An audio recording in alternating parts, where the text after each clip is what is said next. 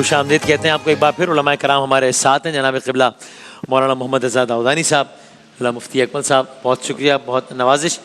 ابتداءً تو ذرا اسی خاکے کے حوالے سے نوجوانوں کے رویے اس پہ بتائیے گا, بات کیجیے گا اس میں. اعوذ باللہ من الشیطان الرجیم, بسم اللہ الرحمن الرحیم. دیکھیں, ایک تو علم کی کمی, دوسری تربیت کا فقدان, تیسرا سوشل میڈیا کی وجہ سے جو ہماری طبیعتوں میں, سوچوں میں, فکروں میں ایک خرابیاں پیدا ہوئی ہیں, اس کا یقینی سی بات ہے کوئی پریکٹیکلی مظہر تو نظر آنا ہی آنا ہے. اور وہ ایسے ہی ہوتا ہے کہ ایک نوجوان غلط صحبت میں رہتا ہے شروع سے ہی, اور جب ذہن غلط شروع سے ہی گھر کی عدم تربیت کی وجہ سے ذہن خراب ہوتا ہے, تو جہاں وہ جاتا ہے وہ ہم ذہن لوگوں کو ہی تلاش کرتا ہے. جیسے کہتا ہے نا, کوئی چرسی کہیں باہر بھی چلے جائے تو اس کو چرسی مل ہی جائیں گے, وہ ڈھونڈ لیتا ہے کہیں نہ کوئی نہ کوئی چرسی اس کو ملے گا. ایسے ہی وہ پھر آپ نے دیکھا ہوگا, آپ نے ماشاءاللہ اسکول کالج وغیرہ میں پڑھا ہے, تو الگ الگ گروپ ہوتے ہیں نا, 5 یہاں کھڑے ہوتے ہیں, 4 یہاں. وہ کیوں 5-4 ادھر ادھر ہو جاتے ہیں؟ ہم ذہن ہونے کی وجہ سے.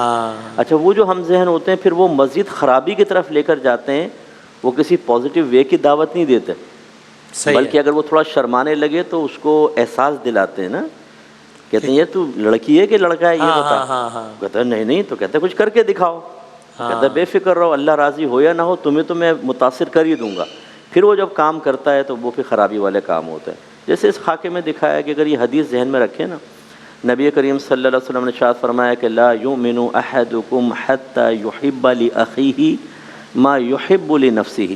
تم میں سے کوئی شخص اس وقت تک کامل مومن نہیں ہو سکتا جب تک اپنے مسلمان بھائی کے لیے وہی پسند کرے جو اپنی ذات کے لیے کرتا ہے. اب آپ کسی کی بہن کو چھیڑ رہے ہیں, اگر کوئی آپ کی بہن کو چھیڑے, آپ کی بھابھی پہ آوازیں کسے, آپ کی بیٹی کا ہاتھ پکڑ لے, تو کس قدر برا لگے گا. اور آپ کسی کے ساتھ ایسا کر رہے ہیں, اور یہ سوچ بن جائے نا, تو ہزارہ گناہوں سے انسان بچ سکتا ہے. اسی عنوان سے اگر آپ بھی کچھ بتانا چاہیں, اور دوسرا یہ بھی کہ وہ ایک اسپیکٹ آ گیا ہے تو بتا دیجیے کہ خواتین کا جیسے دکھایا, تو خواتین کا ڈرائیو کرنا, اور یہ بڑا ایک سوال بنا رہتا تھا اور ابھی بھی ہے, سوالات آتے ہیں اس بارے میں, اس عنوان سے بھی فرما دیجیے. بسم اللہ الرحمن الرحیم. ظاہر ہے کہ خواتین کے ڈرائیو کرنے پر اصولی طور پر تو اسلام کو کوئی اعتراض نہیں ہے. صحیح. جس طرح سے اگر وہ اپنے حجاب کا خیال رکھتے ہوئے اگر باہر بھی تشریف لائیں اپنی ضروریات کے حوالے سے, تو اسلام کو کوئی اعتراض اس پر تو نہیں ہے. جو حدود ہیں ان کو معین کیا گیا ہے. اسی طرح سے اگر فرض کیجئے کہ کوئی اسکوٹی وغیرہ بھی اگر چلا رہی ہے اور اپنے آپ کو مینٹین کر سکتی ہیں, کیری اس طرح سے کر سکتی ہیں کہ جس طرح سے اسلام چاہتا ہے, تو اس پر کوئی اعتراض نہیں ہے. پچھلے دنوں میں دیکھ رہا تھا اتفاق سے, ہمارے گھر کے سامنے ہی نشتر پاک ہے جہاں پر ہم واک کرتے ہیں, تو وہاں پر میں دیکھ رہا تھا کہ پولیو کی ٹریننگ کے لیے جو خواتین ہوتی ہیں ان کی تربیت کے لیے انہوں نے باقاعدہ اسکوٹیز ان کو دی ہوئی تھیں. اچھا. اور اس کے لیے وہ کر رہے تھے کہ ان کو سکھا رہے تھے کہ اس طرح سے اسکوٹی چلائی جائے تاکہ وہ اپنے علاقوں کو ایکسیس کر سکیں. تو اب دیکھیں تو عملی طور پر تو یہ آسان ہو گیا نا ان کے لیے. میں یہ دیکھ رہا تھا کہ وہاں پر خواتین تھی باقاعدہ اپنے حجاب کے اندر آتی تھی, اور وہ اس کے اندر اپنی ٹریننگ لے رہی تھیں, اور اس کے بعد آہستہ آہستہ 4-6 دن 8 دن کے اندر میرے خیال میں سیکھ گئی ہوں گی. تو پھر اس کے بعد وہ اپنے کاموں کی طرف بھی نکل گئی. تو اگر اس کو پازیٹیولی لینا چاہیں تو پازیٹیولی لینے کے بڑے امکانات موجود ہیں, مگر بہرحال کیری اسی طریقے سے کرنا ہے کہ جس طریقے سے دین ان سے تقاضا کرتا ہے. ان کے لیے آسانی فراہم کرنا, ان کے لیے سواری فراہم کر دینا, وہ خود ڈرائیو کر سکیں, اس میں بنیادی طور پر کوئی اعتراض نہیں ہے.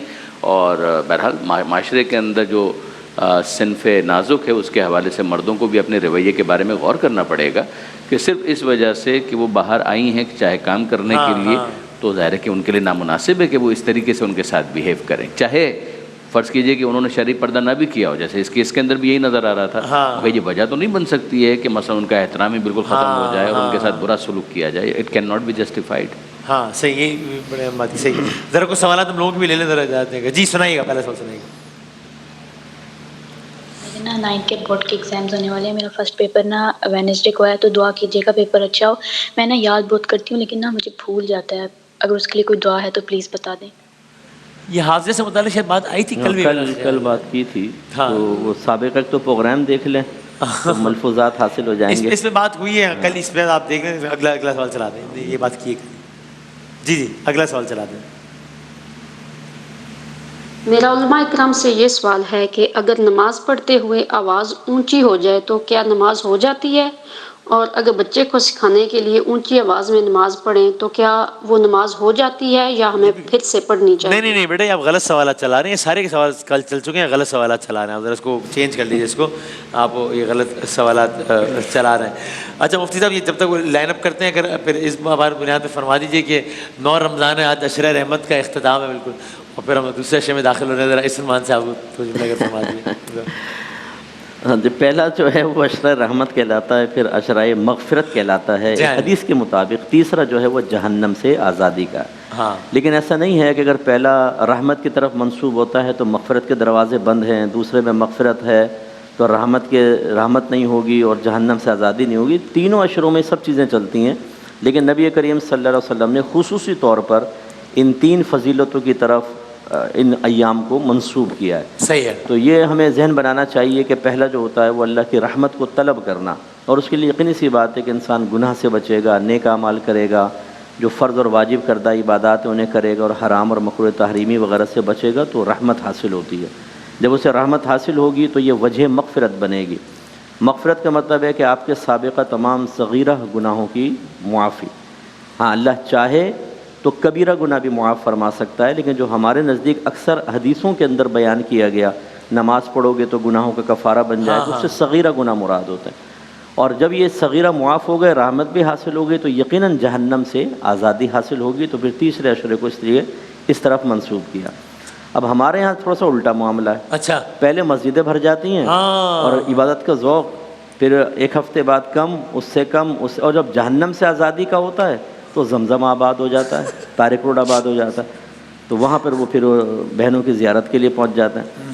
ہر ایک نہیں پہنچتا، خریداری کے لیے پہنچتے ہوں گے، لیکن مطلب کہنے کا یہ ہے کہ جو جہنم سے آزادی کی طرف منسوب کیا گیا اس میں معاذ اللہ بعض اوقات وہ کام ہمارے سٹارٹ ہو جاتے ہیں جو جہنم میں دخول والے ہیں. اور آج کل جیسے مہنگائی کے معاملات ہیں کہ 1 روپے کی چیز کو وہ 50 روپے کا کر دیتا ہے، اور ان دنوں میں ہر وہ مال نکل جاتا ہے جو پورے سال نہیں بکتا. اور لیتی کون ہے؟ ہماری بہنیں. وہ کہتا ہے لینی ہے، لو جلدی سے، 3 اور کھڑی ہوئی ہیں، وہ کہتے ہیں چل لاؤ دے دو، وہ جلدی لے لیتے ہیں. حالانکہ اگر یہ رمضان کے ابتدا کے اندر شاپنگ کر لی جائے تو شوہر کی جیب پر کم سے کم بوجھ بنے. دیکھو مزہ ہی نہیں آتا 27ویں کے بعد جب رش کے اندر پہنچے اور 5 روپے کی چیز کو 500 روپے کا لے کر آ کے جب تک فخر کرنے کا موقع نہ ملے تو شوہر کی جیب پہ قہر جب تک نازل نہ ہو تو حفظ نفس کہاں سے حاصل ہوگا. تو یہ بہنوں کو بھی سوچنا چاہیے، سمجھداری سے پہلے لے لیں، سستے میں نپٹ جائیں گی. تو بہرحال یہ ان دنوں کے اندر تینوں عشروں کے اندر حکمت کے ساتھ اللہ کی رحمت، مغفرت اور جہنم سے آزادی کو طلب کرنا چاہیے. صحیح. قبلہ آپ بتائیے گا. بس بنیادی طور پر مجھے ہمیشہ وہ اکنامکس کا رول جو بھی مثال دی نا قبلہ نے، مفتی صاحب نے، کہ law of diminishing marginal utility, قانون تقلیل افادہ مختتم، کہ جب آپ پہلا نوالا کھاتے ہیں تو جتنا مزہ آتا ہے اس سے کم مزہ دوسرے نوالے میں آئے گا. پہلی پلیٹ میں جتنا مزہ آئے گا دوسری دفعہ پلیٹ میں آپ کھانا ڈالیں گے تو مزہ کچھ کم آئے گا. ہم نے ماہ رمضان کو بھی ایسا ہی بنا دیا ہے کہ جیسے جیسے روزے آگے بڑھتے رہتے ہیں ایسا محسوس ہوتا ہے کہ روحانیت کے اندر کمی باقی ہے. وہ والا لطف، وہ والا مزہ، مسجدوں کی وہ رونق جس طرح سے فرمایا اس طرح سے اس کے اندر کمی آنے لگتی ہے. جبکہ ہونا یہ چاہیے تھا کہ وہ معاملہ ہوتا جو بیمار کا دوا کے ساتھ تعلق ہوتا ہے. جب بیمار دوا لیتا ہے نا تو پہلے ڈوز میں وہ صحت مند نہیں ہو جاتا، جیسے جیسے دوا آگے بڑھتی ہے ویسے ویسے اس کو صحت حاصل ہونا شروع ہوتی ہے. اگر آپ ماہ رمضان میں دیکھیں گے تو محسوس یہ ہوتا ہے کہ پروردگار عالم نے یہی ایزیوم کیا ہے کہ ایک انسان جیسے جیسے ماہ رمضان میں آگے بڑھے گا تقویٰ کا ڈوز بڑھتا جائے گا، اور ایز اے رزلٹ جب تیسرا عشرہ شروع ہوگا تو آپ دیکھیں گے اعتکاف کی تاکید بھی تیسرے عشرے میں زیادہ ہے، شب قدر کے لیے بھی تاکید تیسرے عشرے کے اندر زیادہ ہے. تو محسوس یہ ہوتا ہے کہ پہلے اس کو تیار کیا جا رہا ہے اتنا وہ صحت مند ہو جائے کہ پھر اس سے وہ کام کروائے جائیں کہ جس میں مسجد میں زیادہ جانے کا امکانات فراہم ہو جائے، عبادت میں زیادہ دل لگانے کا امکان پیدا ہو جائے. زبردست. کیا کہنا ہے؟ اور کچھ سوالات ہیں ذرا 2-3 ذرا جی سنائیے گا. پہلا سوال سنائیے گا. اور میرا سوال یہ ہے کہ ہم 3 لوگ رہتے ہیں گھر میں، اور میرے بیٹا ایک دبئی ہوتا ہے، اور ہماری انکم بھی ماشاءاللہ اچھی خاصی ہے، اللہ کا شکر ہے. اور تقریباً 10-15 تاریخ تک ہمارے پاس پیسے بالکل ختم ہو جاتے ہیں اور پتہ ہی نہیں چلتا کہ میرے بیٹے کی سیلری آئی ہے یا نہیں آئی. تو اتنے ٹائٹ حالات ہو جاتے ہیں، میں بہت پریشان ہوں. اور علماء کرام سے یہ ہے گزارش کہ مجھے کوئی اس کے بارے میں وظیفہ بتائیں. یعنی وہ خود کہہ رہی ہے کہ ایسا نہیں ہے، آمدنی اچھی ہے لیکن برکت نہیں ہے، جو بھی ہے وہ کہہ رہے ہیں پیسے ختم ہو جاتے ہیں 10-15 دن. میں اپنی بہن سے گزارش کرتا ہوں، ایک تو یہ جو جھوٹے قسم کے عاملین نے دماغ خراب کر رکھا ہے نا کہ تم پہ جادو ہے، ٹونا ہے، اس کو چھوڑ دیں. سب سے بڑے معذرت کا لفظ استعمال، ہم جادوگر ہیں. نماز ہم نہیں پڑھتے، قرآن پاک کی تلاوت ہم نہیں کرتے، گھر میں شریعت کو داخل ہم نہیں ہونے دیتے، کوئی اگر نیک بننے بھی لگے تو ہمیں پریشانی شروع ہو جاتی ہے کہ بچہ شاید ہاتھ سے نکل گیا ہے. اگر بیٹا بیوی کا حق ادا کرنے لگے شریعت کے مطابق تو ماں کہتی ہے اس نے تو ایسے پلا دیے ہیں تعویذ کہ بیٹا 2:30 بجے جا رہا تھا پیزا لینے، بتاؤ. اور یہ یاد نہیں رہا کہ میرا شوہر جب 2 بجے چائے لینے گیا تھا باہر میرے موڈ پورا کرنے کے لیے، تو میں نے کہا تھا اے اللہ ایسا شوہر سب کو عطا فرما. وہ دعا مقبول ہوئی ہے لیکن وہ توجہ نہیں ہوتی. اچھا پھر اپنے اخراجات کے اوپر ذرا توجہ کریں کہ ہم بعض اوقات بیجا خرچہ کر رہے ہوتے ہیں اور اس میں ہم بیلنس قائم نہیں کرتے. 4 جوڑے پڑے ہیں، 6 جوڑے اور آنے ہیں، 3 جوڑے ہیں جوتیوں کے، 4 جوڑے اور ہیں.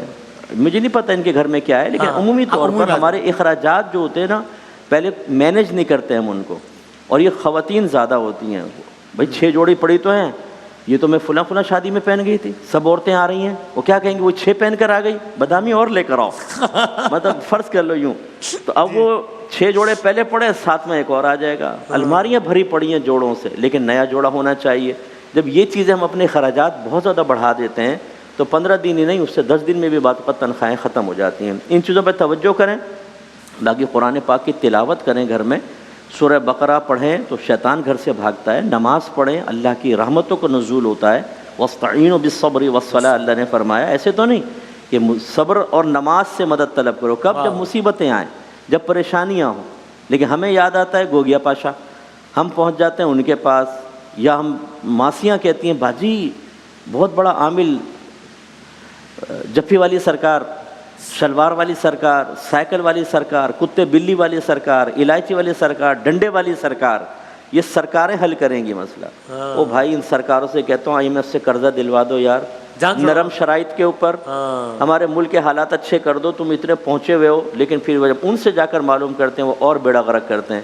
تو بہت بڑا حصہ جو ہماری بہنوں کا بعض اوقات ان عاملین کے پاس بھی نکلتا ہے.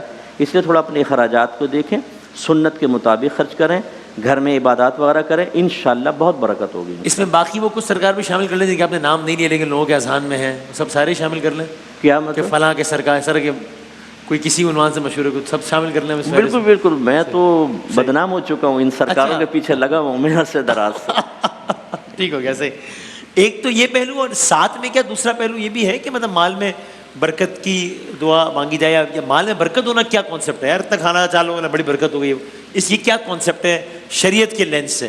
ایک ہے کثرت اور ایک ہے برکت نا. یعنی کثرت بھی اگر حلال سے ہو تو کوئی اعتراض تو نہیں ہے، مگر برکت کا پہلو اس وقت زیادہ نمایاں ہوتا ہے کہ جب اس کی حجم کے اعتبار سے دیکھیں تو وہ مختصر ہے، مگر مختصر ہونے کے باوجود جو اس کی امپیکٹ ویلیو ہے، یعنی جو اس کا اثر ہے وہ بہت زیادہ ہو جائے. تو بظاہر اس کا اثر اتنا نہیں ہونا چاہیے تھا، لیکن جو اتنا اثر ہو گیا تو پھر اس کی کیا وجہ ہے؟ تو اس کے اندر ایک مانوی جو سبب ہمارے سامنے آتا ہے، ایک فیکٹر آتا ہے اسپریچول، اس کو برکت سے تعبیر کیا جاتا ہے کہ پروردگار عالم نے اس کے اندر برکت ڈالی کہ اس کا اثر اتنا زیادہ ہو گیا. جو بہن کا سوال تھا اس کے حوالے سے ظاہر کے وظائف جو مفتی صاحب نے ارشاد فرمائے، اسی کے اندر ایک سورہ واقعہ اس کو بھی شامل کر لیں. کہ سورہ واقعہ اگر عشاء کی نماز کے بعد یا سونے سے پہلے اگر وہ پڑھیں تو میرا مشورہ ہے کہ اس کو ایک دفعہ عربی میں پڑھیں اور ساتھ ساتھ اگر ہمت کریں ترجمہ بھی تھوڑا دیکھیں تو ایک خوف خدا بھی پیدا ہوتا ہے اور انسان اپنے بہت سارے معاملات کو بہتر کرتا ہے، اور اس کی ایک مانوی تاثیر جو ہے وہ رزق میں اضافے کے حوالے سے بھی ہے. اور اسی طریقے سے نماز تہجد جو یہ خاص طور پر ماہ رمضان ہے نا، اس میں یہ فائدہ اٹھائیں کہ کم سے کم 3 رکعت ہی صحیح، 11 رکعت نہ پڑھ پائیں تو 3 رکعت ہی صحیح، مگر یہ کہ نماز تہجد پڑھنے کی کوشش کریں، اس میں خدا سے دعا مانگیں تو انشاءاللہ رزق کے اندر اضافہ ہوگا. اور وہ جو نصیحت مفتی صاحب نے کی ہے اس کو تو بہت زیادہ توجہ کے ساتھ دیکھیں کہ چادر دیکھ کر پیر پھیلائیں، cut your coat according to your cloth. جیسے کہ یہ کیا کہیں گے وہ کیا کہیں گے، وہی 15 دن تاریخ کے بعد جب آپ کے پاس تنخواہ ختم ہو جائے گی نا تو کوئی کچھ نہیں کہے گا، وہ پھر اور باتیں بنائیں گے. آپ اپنے حساب سے دیکھیے کہ آپ کے کیا معاملات ہیں، اپنی کیا محدودیت ہے، اس میں رہتے ہوئے اپنے بجٹ کو آرگنائز کریں، اس سے باہر نکلیں گے تو پریشانیاں زیادہ بڑھیں گی. مناسب، بالکل ٹھیک، بالکل ٹھیک. جی اگلا سوال سنائیے گا. میرا نام سارہ ہے. میرا کویسچن یہ ہے کہ اکثر لوگ جو ہے وہ قرآن کو آخر سے شروع کر دیتے ہیں، مطلب 30th پارہ پہلے پڑھ لیتے ہیں اس کے بعد پڑھنا ہے، تو کیا یہ کرنا چاہیے؟ ٹھیک ہے، ویسے ایک عنوان سے یہ بات بھی ہوئی ہے، ویسے سحر میں ہوئی ہے، لیکن چلیں آپ بتا دیجئے کہ وہ یعنی اختتام سے پڑھنے میں. جی ہاں جی ہاں جی ہاں جی. عام طور پر اس کو پڑھنے کی مصلحت یہ ہوتی ہے کہ جب بچوں کو بھی سکھایا جاتا ہے نا، مطالب تو قرآن مجید کہیں سے بھی آپ پڑھیں بہت اعلیٰ اور بہت اس کے مضامین میں بڑی بلندی ہے، لیکن یہ ہے کہ چونکہ بچوں کو جب سکھایا جاتا ہے، پڑھایا جاتا ہے تو چھوٹے سوروں سے شروع کیا جاتا ہے، یعنی جب وہ اس قابل ہو جاتے ہیں کہ قاعدہ وغیرہ پڑھ لیں اور کچھ اس کے اندر روانی آئے تو پھر سورہ فلق ہے، سورہ ناس ہے، سورہ قل هو اللہ تو ویسے ہی وہ گھر کے اندر یاد کیے ہوئے ہوتے ہیں، الحمدللہ کا سورہ، تو یہ چھوٹے سورے، تو زیادہ تر چھوٹے سورے آپ دیکھیں گے کہ اختتام پر ہے، سورہ فاتحہ تو آغاز میں ورنہ عام طور پر اختتام پر ہیں، تو اس میں چونکہ ان کو ٹیون کرنا آسان ہوتا ہے، چھوٹی چھوٹی آیتیں ہوتی ہیں تو ان کو ذہن میں بٹھانا، جو اس کے اندر ایک رائم بھی ہے تو آسان ہو جاتا ہے، پھر اس کے بعد یہ پریکٹس بہت سوں کی بن جاتی ہے کہ وہ بڑے ہونے کے بعد بھی وہاں پر اس کے اندر کمفرٹیبل ہوتے ہیں. کسی نے کہا کہ بھئی مختلف پارے بانٹ لیتے ہیں تو وہ کہتے ہیں اچھا پھر مجھے 30واں پارہ، تو وہ ایک نفسیاتی معاملہ، کوئی حرج نہیں اس کے اندر. یعنی اور کسی مصلحت کے بغیر ہو، مثال کے طور پہ آپ کی بات ابھی سنی ہے کسی نے، اس نے کہا میں قرآن کی تلاوت تو کر رہا ہوں یا کر رہی ہوں، اس سورے کے یہ سورہ انبیاء ختم ہو جائے تو میں سورہ واقعہ پڑھ لوں گی، پھر اس کے بعد میں سورہ یاسین پڑھ لوں گی، مثال کے طور پر. نہیں اس میں کوئی پرابلم نہیں ہے، یہ کوئی ضروری نہیں ہے کہ سورہ فاتحہ سے شروع کریں اور سورہ ناس پر ختم کریں. اگر درمیان میں بھی کوئی انسان سورہ یاسین، بہت سو کو پسند ہوتی ہے، دل کو چھو جانے والے الفاظ ہیں، تو وہ شب جمعہ بہت سارے افراد جو ہیں وہ سورہ یاسین پڑھتے ہیں، بہت سارے افراد روزانہ فجر کی نماز کے بعد سورہ یاسین پڑھتے ہیں، بعض افراد سورہ رحمان کو اپنا ایک وظیفہ بنا لیتے ہیں، اس میں کوئی خرابی نہیں. ایک ہی نشست میں 2-3 صورتوں کی تلاوت کرنا بغیر ترتیب کے، اس میں گھر نہیں، کسی بھی اعتبار سے پرابلم نہیں، کوئی مسئلہ نہیں. قبلہ اس میں جی بالکل، بس یہ میں اگلا سوال مفتی صاحب جی سنائیے گا، اگلا سوال سنائیے گا. سوال وسیم بھائی آپ سے، کچھ دن پہلے آپ کا گلا خراب ہوا تھا، وہ ایک ہی دن میں ٹھیک ہو گیا، ماشاءاللہ اچھی بات ہے ٹھیک ہو گیا، لیکن کیا کھایا، کون سی جڑی بوٹی تھی، کیا ٹوٹکا یوز کیا ہے، وہ پلیز ذرا ہمارے ساتھ شیئر کریں. یہ ہم لوگوں سے تو سوال نہیں ہے، آگے بڑھ جاتے ہیں. وہ آپ سب لوگوں کی دعائیں تھیں اور وہ بس کچھ چیزیں ہم نے، میں وہ ایلمنڈ آئل یوز کرتا ہوں پہلے دن سے، وہ مہمانی کا مجھے اثر رہتا ہے، تو باقی میں تفصیل بعد میں عرض کروں گا اس کی. ابھی اگلا سوال علماء سے پوچھ لیتے ہیں ذرا. تو میں ایلمنڈ آئل یوز کرتا ہوں. لیکن جی سنائیں. 2 ایک سوال ہیں کہ ایک یہ ہے کہ بینک سے جو ہم لون لیتے ہیں، کیا اس کے اوپر جو وہ ایکسٹرا پیسے لیتے ہیں وہ سود کے زمرے میں آتا ہے، اور جو ہم جی پی فنڈ نوکری کے بعد لیتے ہیں کیا وہ بھی سود کے زمرے میں آتا ہے؟ یہ علماء کرام سے اس سے آگاہی لیجیے گا. جی سر. خصوص جناب کمال مہدوی صاحب سے اس سے رہنمائی دیجیے گا. السلام علیکم. ابھی ہم اس موقع کا فائدہ اٹھاتے ہیں، ذرا دونوں علماء سے اپنی رائے لے لیتے ہیں، آپ اس پہ بتائیے گا. جی دیکھیں، بینکس 2 طرح کے ہیں، ایک اسلامک بینک ہے اور ایک عام جو بینک ہوتے ہیں. اگر اسلامک بینک سے لیا ہے تو چونکہ ان کی تمام پروڈکٹس جو ہیں وہ شرعی ایڈوائزر کے نظر سے گزر چکی ہوتی ہے، اس لیے اس پہ آپ بالکل اعتماد کر سکتے ہیں. فَاسْأَلُوا أَهْلَ الذِّكْرِ إِن كُنتُمْ لَا تَعْلَمُونَ، اگر تم نہیں جانتے تو اہل علم سے کویسچن کرو.